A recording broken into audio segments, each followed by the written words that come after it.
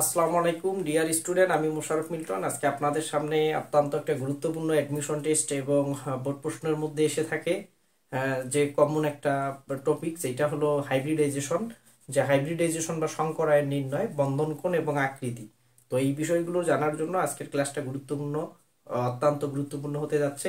তো আজকের ক্লাসটা যদি দেখে থাকো, ইনশাল্লাহ পরবর্তীতে তুমি তোমার বন্ধুদেরকেও পড়াইতে পারবা। তাহলে এইটার জন্য আমরা একটা সূত্র রেখে রাখছি বোর্ডের মধ্যে, দেখো যে x equal half v m v plus m minus c plus a. এখানে কি, যে ভি হলো কেন্দ্রীয় পরমাণুর সর্ববহিষ্ঠ শক্তি স্তরের ইলেকট্রন সংখ্যা এবং এম হলো একযোজী পরমাণুর সংখ্যা। এমটা হলো একযোজী পরমাণু।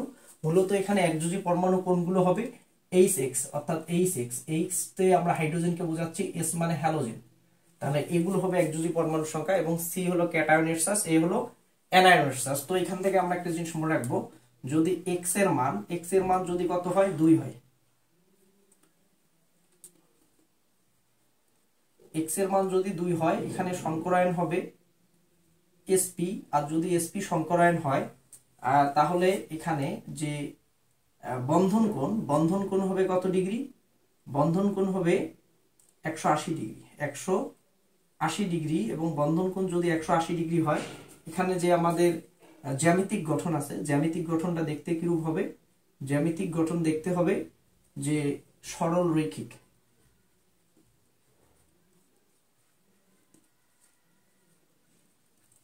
তো দেখি, যদি x এর মান 3 হয়, তাহলে সংকরায়ন হবে sp2 এবং sp2 সংকরায়ন হলে বন্ধন কোণ হবে 120 ডিগ্রি। যদি 120 ডিগ্রি হয়, তাহলে বুঝতে হবে আমাদের এখানে যে আকৃতিটা আছে, এটাকে বলা হয় ত্রিকোণাকার বা টেট্রাগোনাল। ত্রিকোণাকার। যদি x এর মান 4 হয়, তাহলে এখানে সংকরায়ন হবে sp3 এবং sp3 সংকরায়ন হলে বন্ধন কোণ হবে কত? 109.5 ডিগ্রি। এবং এখানে 109.5 ডিগ্রি বন্ধন কোণ হবে এবং দেখতে হবে চতুর্থলস্কীয়।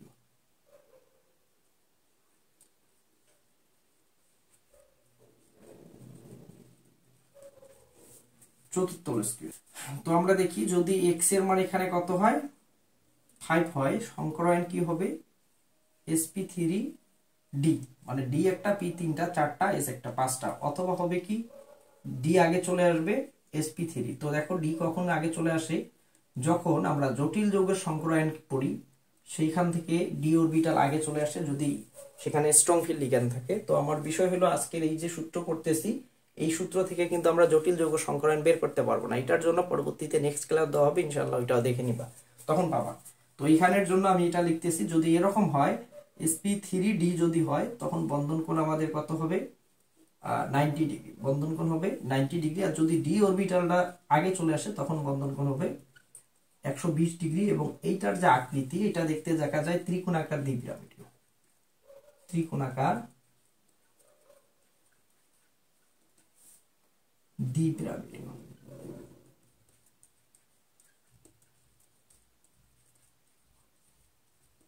ত্রিকোণাকার দ্বিপিরামিডীয়। যদি x এর মান এখানে 6 হয়, তো এখানে সংকরায়ন হয় sp3d স্কয়ার, মানে এখানে d স্কয়ার 2টা, p 3টা, 5টা, s একটা, 6টা। অথবা হইতে পারে কি, d আগে চলে আসতে পারে কখন? যখন স্ট্রং ফিল্ড লিগ্যান্ড থাকবে শুধুমাত্র d অরবিটালের ক্ষেত্রে। এখানে এটা আপাতত লাগতেছে না, তারপর আমি একটু পরে দিচ্ছি। তো এরকম যদি হয়, তাহলে এখানে বন্ধন কোণ হয় 90 ডিগ্রি। এবং যদি 90 ডিগ্রি হয়, তো এটার আকৃতি হবে অষ্টতলকীয়।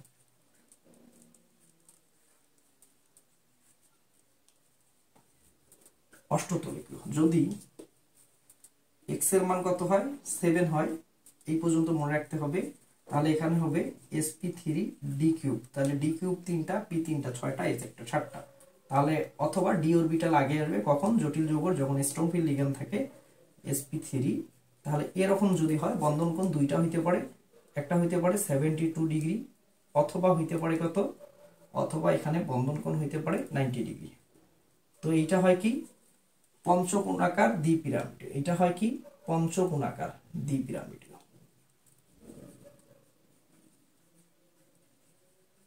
পঞ্চকোণাকার দ্বিপিরামিডীয়। এটা হলো ত্রিকোণাকার, এটা হলো পঞ্চকোণাকার, দ্বিপিরামিডীয়। তাহলে আমরা এখন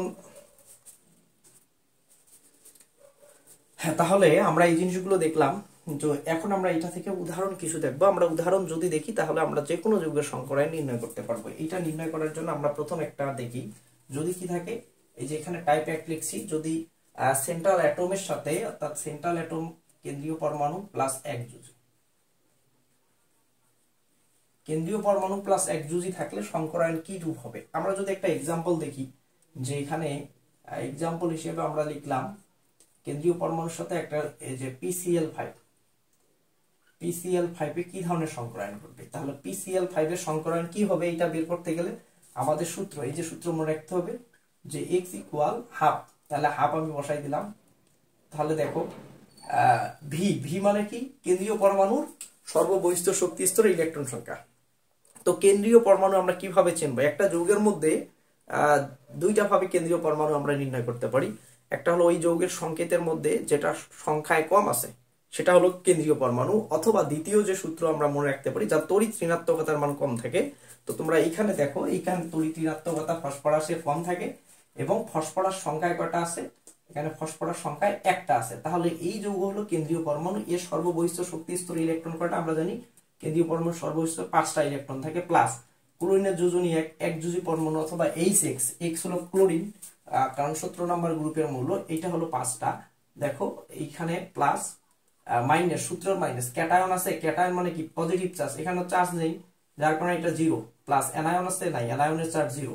তাহলে এখানে কত হয়, এখানে 10/2, তাহলে এখানে 5 হয়। দেখো এখানে সংকরায়ন সংখ্যা যদি 5 হয় তাহলে এখানে অরবিটাল কি হবে, দেখো সংকরায়ন হলে 5 হলে এরকম হবে sp3d, sp3d, অথবা হইতে পারে কি dsp3।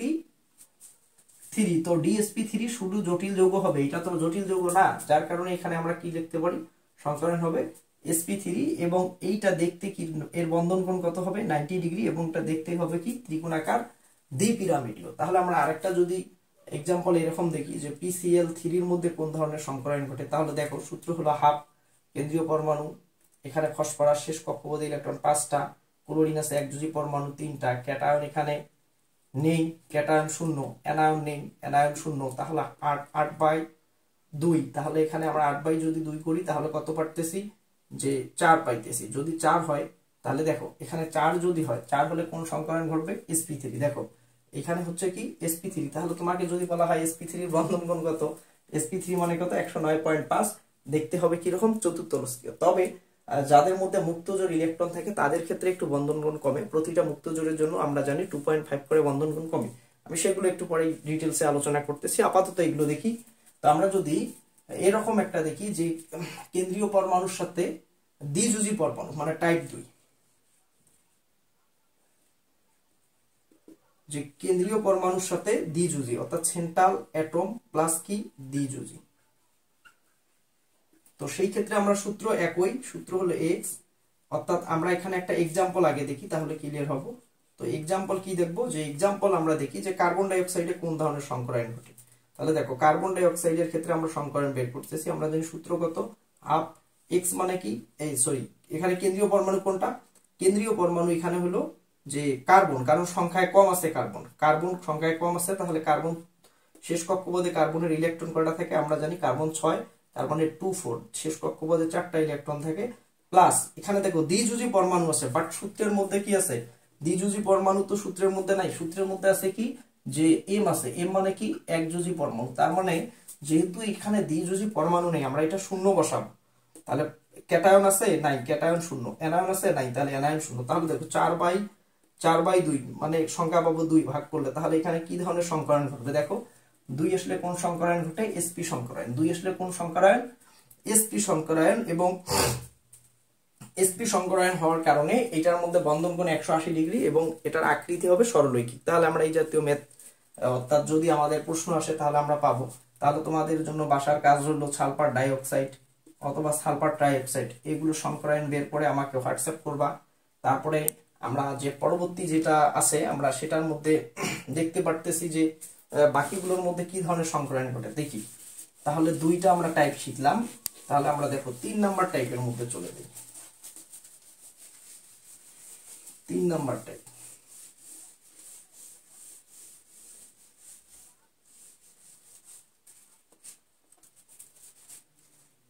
তাহলে টাইপ 3 কেন্দ্রীয় পরমাণুর সাথে একযোজী প্লাস যদি দ্বিযোজী থাকে, একযোজী এবং দ্বিযোজী দুইটাই আছে। এরকম একটা एग्जांपल দেখি, যে एग्जांपल হলো কি, যে PO Cl3। তো এই যৌগের মধ্যে কি ধরনের সংকরায়ন ঘটে? দেখো POCl3 এই যৌগের সংকরায়ন বের করার জন্য আমরা সূত্র মনে রাখবো কি, POCl3 আমাদের সূত্র তো আমরা জানি যে x = কি হাফ। এখানে কেন্দ্রীয় পরমাণু কে, দেখো এখানে ক্লোরিন 3টা আছে, তাহলে ক্লোরিন হবে না কেন্দ্রীয় পরমাণু, কে হবে? হয় অক্সিজেন না হয় ফসফরাস। কিন্তু অক্সিজেন আর ফসফরাসের মধ্যে তড়িৎ ঋণাত্মকতা কার কম? ফসফরাস। যার কারণে ফসফরাস কেন্দ্রীয় পরমাণু, যার সর্বশেষ শক্তিস্তর ইলেকট্রন কয়টা? 5টা। প্লাস দ্বিযোজী পরমাণু কি সূত্রে আছে? নাই, সূত্রে শুধু একযোজী পরমাণু আছে। তার মানে দ্বিযোজী পরমাণু এখানে 0 বসাবো, প্লাস এর সাথে একযোজী পরমাণু কোনটা? 3টা। এর ক্যাটায়ন অ্যানায়ন নাই, এর কারণে আমরা এখানে দেব 0। তাহলে ক্যাটায়নও নাই অ্যানায়নও নেই, 0। তাহলে 5 3 8, 8/2। তাহলে 8/2 মানে কি 4। 4 মানে কি ধরনের সংকরণ ঘটবে? এখানেও sp3 সংকরণ ঘটবে। তাহলে এই ধরনের যে কোনো যৌগ দিয়ে তোমাকে যদি বলে সংকরণ বের করো, তাহলে তুমি সংকরণ বের করবা। তাহলে আমরা যদি আরেকটা উদাহরণ দেখি, যে কেন্দ্রীয় পরমাণুর সাথে একযোজী এরকম, এখন আর টাইপে আমি যাচ্ছি না। তাহলে দেখো SF6, SF6 এ কোন ধরনের সংকরণ হয়? তাহলে আমরা এটা বের করব। দেখো সূত্র হলো কি হাফ। এখানে কেন্দ্রীয় পরমাণুকে সংখ্যায় কম আছে সালফার, সালফারের শেষ কক্ষপথ ইলেকট্রন 6টা, প্লাস এখানে ফ্লোরিন একযোজী পরমাণু 6টা আছে, ক্যাটায়ন নেই অ্যানায়ন নেই, তাহলে 0। তাহলে 12/2, তাহলে এখানে 6 পাচ্ছি। 6 মানে কোন ধরনের সংকরণ যেন ঘটবে? দেখো 6 মানে কি sp3d² সংকরণ ঘটবে, sp3d²। কেন এই সংকরণটা ঘটবে না? কারণ জটিল যৌগ এটা না, তার কারণে এই ডি অরবিটাল হলো জটিল যৌগের স্ট্রং ফিল্ড লিগ্যান্ড থাকলে ডি আগে আসে। এখানে জটিল যৌগ যেহেতু না, এই সূত্রে অ্যাপ্লাই করে আমরা এটা বের করতে পারবো না। তারপরে যদি আমরা বের করি IF7, যে একটা অন্ত হ্যালোজেন মৌল বলা হয় IF7 কে, তাহলে আমরা এটার মধ্যে দেখি সংকরায়ন বের করি। তাহলে 2, এখানে দেখো সংখ্যায় কোনটা কম আছে? ক্লোরিন আছে। তাহলে ক্লোরিন হলো কেন্দ্রীয় পরমাণুর শেষ কক্ষপথে ইলেকট্রন জানি 17 গ্রুপে 7টা, প্লাস একযোজী পরমাণু আছে 7টা, ক্যাটায়ন নেই এবং কি অ্যানায়ন নেই। তাহলে 14, 14/2 মানে 7। তাহলে 7 হলে কোন সংকরণ ঘটে? দেখো সংকরণ এখানে ঘটবে কি, যে sp3d³ সংকরণ ঘটবে। তাহলে এই সূত্রগুলোর মাধ্যমে আমরা কি করতে পারি? সংকরায়ন নির্ণয় করতে পারি। আমরা আরো বেশ কিছু উদাহরণ দেখব। তো আমরা দেখি যে কোন যৌগের মধ্যে কি ধরনের সংকরায়ন ঘটে। দেখো আমরা এটা যখন করলাম, আশা করি তুলে নিছো। তাহলে আমরা দেখি পরের সংকরায়ন নির্ণয় করার জন্য আমরা দেখতেছি। তাহলে এখানে আমরা সংকরায়ন নির্ণয় করব কার? মনে করো এরকম আছে, আমরা জানি XE জেনন ডাইফ্লোরাইড। এখানে কি ধরনের সংকরায়ন ঘটে? দেখো এখানে সূত্র হলো আমরা জানি X, জেননের শেষ কক্ষপথে, জেনন 18 নাম্বার গ্রুপের মৌল, যেহেতু এটা 18 নাম্বার গ্রুপের মৌল, শেষ কক্ষপথে ইলেকট্রন কয়টা? 8টা। তাহলে এখানে আমরা বসাইলাম কত? 8, প্লাস ফ্লোরিন কয়টা আছে? 2টা, মানে একযোজী পরমাণু। তাহলে এখানে বসাইতে হবে ক্যাটায়ন নেই অ্যানায়ন নেই। তাহলে এখানে কত হয়? 10, 10/2 মানে কি 5। 5 মানে কোন ধরনের সংকরায়ন ঘটবে? sp3,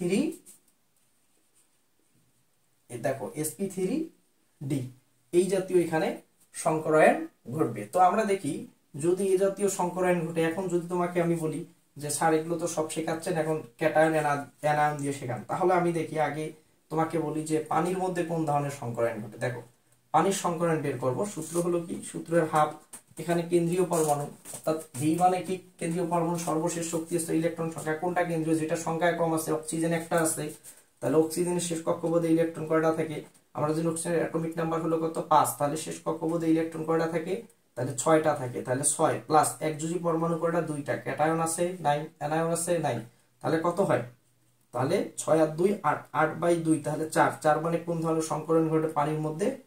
sp3। কিন্তু পানির এখানে দেখো তো বলা হয়েছে কি, যে sp3 যদি সংকরণ ঘটে বন্ধন কোণ কত হওয়া কথা? বন্ধন হওয়া কথা কত ছিল 109.5, কিন্তু পানির মধ্যে সেটা হবে না। পানির মধ্যে বন্ধন কোণ কত হবে, সংকরায়ন যদি এইটা হওয়া কথা আমাদের কত 109.5, কিন্তু এইটা না হয়ে বন্ধন কোণ হবে কত 104.5 ডিগ্রি। কেন হয়, তো এইটার জন্য আমরা একটু ছোট করে দেখি যে মুক্তজোড় ইলেকট্রনের প্রভাব। তো এই যে যৌগের মধ্যে মুক্তজোড় ইলেকট্রন আছে কিনা, তাহলে আমরা কিভাবে মুক্তজোড় ইলেকট্রন বের করব, তো আমি সেটাও শিখাই দিচ্ছি। আমি এটা মিশাই দিই, মুক্তজোড় ইলেকট্রন বের করা নিয়ম খুব ইম্পর্টেন্ট এবং বেসিক লেভেলের পড়া। মুক্তজোড় ইলেকট্রন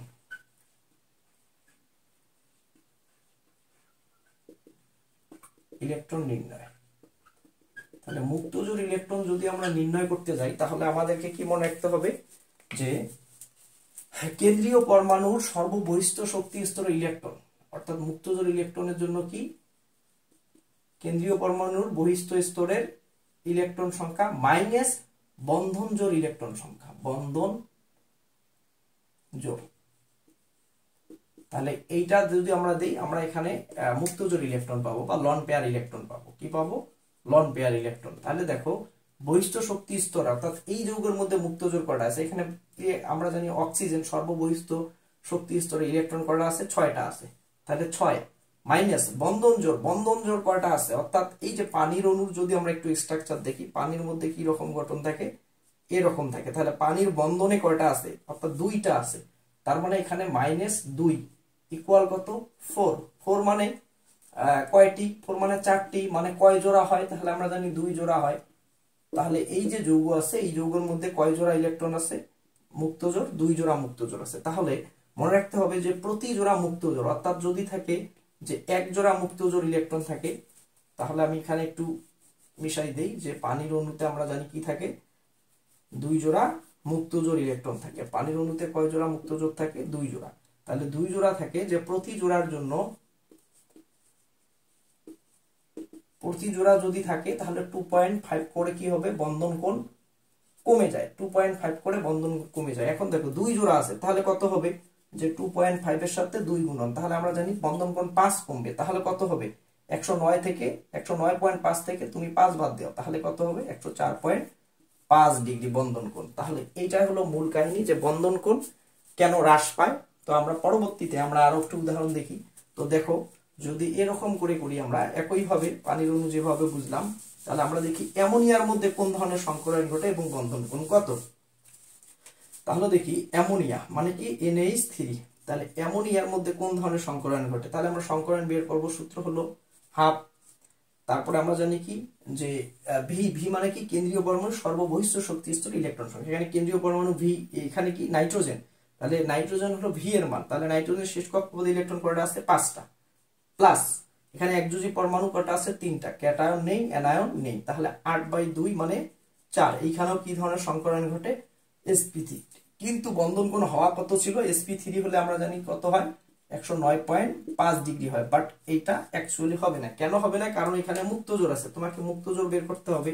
তাহলে তুমি লন পেয়ার ইলেকট্রন বের করো। লন পেয়ার মানে কি, বন্ধন জোড় ইলেকট্রন কয়টা আছে, অর্থাৎ তার সর্ববহিষ্ঠ শক্তি স্তরে ইলেকট্রন সংখ্যা। এই যে বহিষ্ঠ শক্তি স্তরে ইলেকট্রন কয়টা আছে, অ্যামোনিয়ার মধ্যে নাইট্রোজেনের সর্ববহিষ্ঠ শক্তি স্তরে কেন্দ্রীয় পরমাণুর ইলেকট্রন আছে কয়টি, 5টি।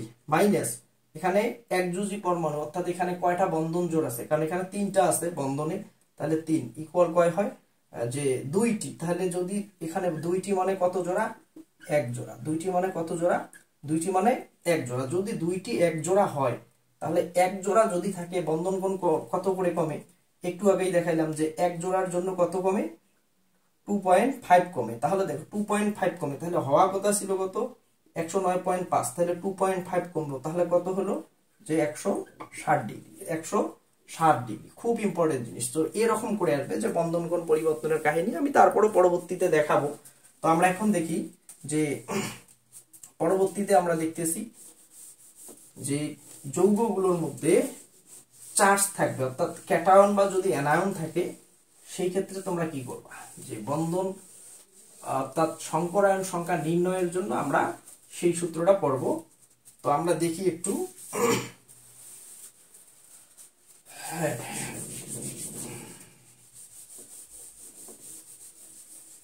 তাহলে আমরা এখানে বোর্ডের মধ্যে লক্ষ্য রাখি, যেমন আছে যে মার্কার গুলোর একটু সমস্যা হয়ে গেছে, কয়েকদিন থেকে লিখি না। যে NH4+, তাহলে এটা কি অ্যামোনিয়ামে কোন ধরনের সংকরায়ন ঘটে? তাহলে অ্যামোনিয়ামের সংকরায়ন বের করবো। আমরা জানি সংকরায়নের সূত্র কি, হাফ। এখানে কেন্দ্রীয় পরমাণু কে, নাইট্রোজেন। শেষ কক্ষপথে ইলেকট্রন কয়টা, 5টা। প্লাস সূত্র এটাই, একযোজী পরমাণু কয়টা আছে, 4টা। দেখো এখানে যদি প্লাস থাকে তাহলে আমরা মাইনাস করব, চার্জ যদি প্লাস থাকে মাইনাস করব, মাইনাস থাকলে প্লাস করব। তার মানে এখানে দেখো সিতে ক্যাটায়ন, এতে অ্যানায়ন, ক্যাটায়নের চার্জ ওইখানে, এইখানে কত আছে, 1 আছে, প্লাস আছে। তাহলে আমরা কি করব, প্লাস থাকলে মাইনাস করব, মাইনাস থাকলে প্লাস করব। তাহলে কত হয় দেখো, যে হাফ 9 থেকে 1 গেলে থাকে কত, যে এখানে হাফ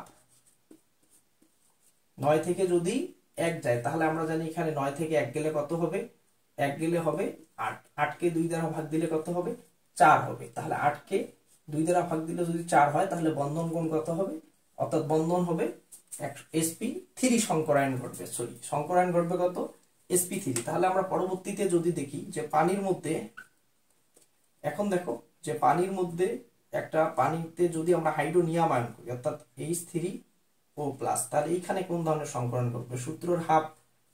কেন্দ্রীয় পরমাণু অক্সিজেন, শেষ কক্ষপথে ইলেকট্রন আছে কয়টা, 6টা। প্লাস একযোজী পরমাণু 3টা, এখানে প্লাস আছে তাহলে মাইনাস করব, মাইনাস কত হবে, যত চার্জ তত। তাহলে এখানে কত হচ্ছে দেখো, 9 থেকে 1, এখানে হচ্ছে 4, 4 মানে কত, sp3। যদি এরকম হয় যে কার্বনেটের মধ্যে কোন ধরনের সংকরায়ন ঘটে, দেখো এইটাও বের করবো, হচ্ছে কার্বনেট, এখানে কার্বন সংখ্যা কম, এটা কি কেন্দ্রীয় পরমাণু। তাহলে কেন্দ্রীয় পরমাণুর ইলেকট্রন কয়টা, শেষ কক্ষপথে কার্বন 6, বাট ইলেকট্রন শেষ কক্ষপথে আছে কয়টা, 4টা। প্লাস এখানে কি একযোজী পরমাণু আছে, না, এটা আছে কি দ্বিযোজী পরমাণু। যেহেতু একযোজী নাই তাহলে সূত্র 0 হবে, কারণ আমরা জানি সূত্রে একযোজী লাগে। তাহলে এখানে মাইনাস আছে 2, তাহলে তুমি কি করবা, +2। তাহলে সূত্রের মধ্যে কত দেখো, 6, 6/2, 2 মানে কত, 3, 3 হলে কত হবে, sp2। তাহলে এখানে কোন ধরনের সংকরায়ন ঘটে, sp2 সংকরণ ঘটে। তাহলে তুমি এভাবে সালফেটের সংকরায়ন বের করতে পারবা। তাহলে তুমি দেখো সালফেটের সংকরায়ন বের করো, তাহলে সালফেটের মধ্যে সূত্রর হাফ থাকলো, এই যে আমরা এখন দেখি কেন্দ্রীয় পরমাণু অক্সিজেন, এখানে কি হবে, সালফার, কারণ সংখ্যায় কম আছে, শেষ কক্ষপথে ইলেকট্রন 6টা। অক্সিজেন দ্বিযোজী পরমাণু, যার কারণে 0, -2 আছে, তাহলে এখানে কি করব, +2। তাহলে 8, 8/2 মানে 4, যদি 4 হয় তাহলে কি হবে, sp3 সংকরণ ঘটবে। দেখো এই যে সূত্রগুলোর মাধ্যমে শুধু তুমি কি করতে পারবা না, জটিল যৌগের সংকরণ বের করতে পারবা না, তাছাড়া কি বের করতে পারবা না, এই যে নক্স অর্থাৎ যে নাইট্রোজেনের অক্সাইড গুলো আছে সেগুলোর সংকরায়ন বের করতে পারবা না। সেগুলো সংকরায়ন বের করার জন্য কি জানা লাগবে, তোমাকে লুইস ডট এক্সট্রাকশন নিয়ম জানতে হবে। তো আমি সেটা নিয়ে আরেকটা ভিডিও করার চেষ্টা করব। আশা করি এই ভিডিওটা তুমি বুঝতে পারছো। বাট আমরা জৈব যৌগের মধ্যে সংকরায়ন সংখ্যা বের করা এখন শিখব। জৈব যৌগের সংকরায়ন আমরা কিভাবে বের করব দেখি।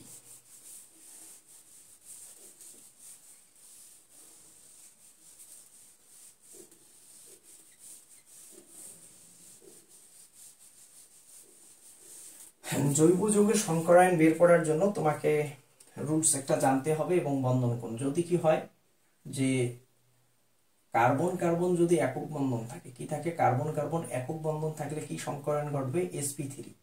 আর sp3 সংকরায়ন ঘটলে বন্ধন কোণ কত হবে, 109.5 ডিগ্রি। তাহলে কার্বন কার্বন যদি ডাবল বন্ড থাকে সংকরায়ন হবে কি, sp2। sp2 যদি সংকরায়ন ঘটে তাহলে বন্ধন কোণ কত হবে, 120 ডিগ্রি। 120 ডিগ্রি। যদি কার্বন কার্বন কি থাকে, ট্রিপল বন্ড থাকে, সংকরায়ন হবে কি, sp। আর sp সংকরায়ন হলে বন্ধন কোণ হবে কত, 180 ডিগ্রি। তো এখন দেখো তোমাকে যদি বলা হয় যে মিথেনের মধ্যে কোন ধরনের সংকরায়ন হবে, দেখো মিথেন মানে CH4, তাহলে মিথেনের স্ট্রাকচার দেখো, কার্বনের মধ্যে কত, কার্বনের 4 যোজনী আমরা জানি 4। তাহলে এখানে সবগুলোর মধ্যে কি ঘটছে, sp3 সংকরায়ন যেহেতু ঘটছে, অর্থাৎ সবগুলো সিঙ্গেল বন্ড, কার্বন কার্বন যদি সিঙ্গেল বন্ড থাকে তাহলে সেখানে sp3 ঘটে, তাহলে এখানে সংকরায়ন ঘটবে কি, sp3। যদি তোমাকে বলে ইথেনে কোন ধরনের সংকরায়ন ঘটে, CH3 দেখো কার্বন কার্বন কি আছে, ইথেনে কার্বন 2টা, প্রতিটা কার্বনের হাত কয়টা করে, 4টা করে, 4টার মধ্যে 4টা হাইড্রোজেন যদি আমরা দেই তাহলে দেখো যে এখানে কার্বন কার্বন একক বন্ধন আছে, তাহলে একক বন্ধন থাকলে কোন সংকরায়ন ঘটবে, sp3 সংকরণ ঘটবে। তাহলে তোমাকে পরবর্তীতে যদি বলা হয় যে ইথিনের মধ্যে কোন ধরনের সংকরণ ঘটবে, বলো তো দেখি। এখন ইথিন, ইথিন মানে কি কার্বন কার্বন ডাবল বন আছে, অর্থাৎ এইটার যদি তুমি গঠন দেখো কার্বন কার্বন কি ডাবল বন, কার্বনের 4 হাত, তাহলে 4টা হাতে 4টা কি হাইড্রোজেন, তাহলে 4টা হাইড্রোজেন। দেখো কার্বন দ্বিবন্ধন আছে, তাহলে কি সংকরণ ঘটবে, sp2 সংকরণ ঘটবে। এরকম যদি কার্বনের মধ্যে ট্রিপল বন্ড থাকে অর্থাৎ অ্যাসিটিলিন বা যেটাকে আমরা ইথাইন বলি, কার্বনের মধ্যে যদি ট্রিপল বন্ড থাকে তাহলে দেখো এখানে কার্বন কার্বন কত বন্ড আছে, ট্রিপল বন্ড আছে। ট্রিপল বন্ড থাকলে কোন সংকরণ হয় যেন, ট্রিপল বন্ড থাকলে sp সংকরণ ঘটে। এবং আকৃতি কি রকম হবে, সরলরৈখিক হবে। বন্ধন গুণ কত হবে, দেখো তুমি যদি এগুলো মনে রাখতে পারো তাহলে তোমার মোটামুটি এখানে সবকিছুই ক্লিয়ার করে দেওয়া হইলো। তো এরকম প্রতিনিয়ত ইনফরমেটিভ ভিডিও পেতে আমার চ্যানেলটাকে সাবস্ক্রাইব করে পাশে থাকবা। ইনশাআল্লাহ দেখা হবে পরবর্তী ভিডিওতে। আসসালামু আলাইকুম।